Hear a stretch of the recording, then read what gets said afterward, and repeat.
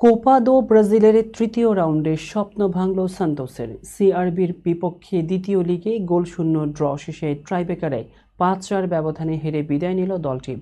আর নেইমারের প্রত্যাবর্তনও রং হারালো। দীর্ঘ ইনজুরি কাটিয়ে বেলা হরিজন্তের ম্যাচে বেঞ্চে ছিলেন ব্রাজিলিয়ান সেন্সেশন।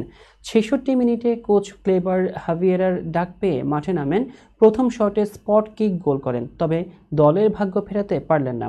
প্রথম লিগেও জয় না পাওয়ায় শেষ ৮-এর টিকিট হাতছাড়া হয়।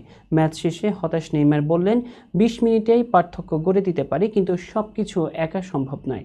এখান থেকে উঠে দাঁড়াতে হলে সবাইকে দায়িত্ব নিতে হবে। ৩০ জুন সান্তোসের সঙ্গে তার স্বল্পমেয়াদী চুক্তি শেষ হচ্ছে। ভবিষ্যৎ পরিকল্পনা জানতে চাইলে উত্তর দিলেন, এখনও সিদ্ধান্ত নেইনি।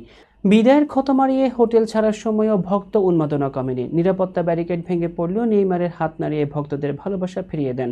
ফলে নেইমারের ঘরের মাঠে ফেরা স্মৃতি হয়ে রইল এক নিষ্প্রভ ড্র ও রূপকথাহীন বিদায়। আর সান্তোসকে নতুন মৌসুমে ঘুরে দাঁড়াতে ভাবতে হচ্ছে নায়কহীন ভবিষ্যতের।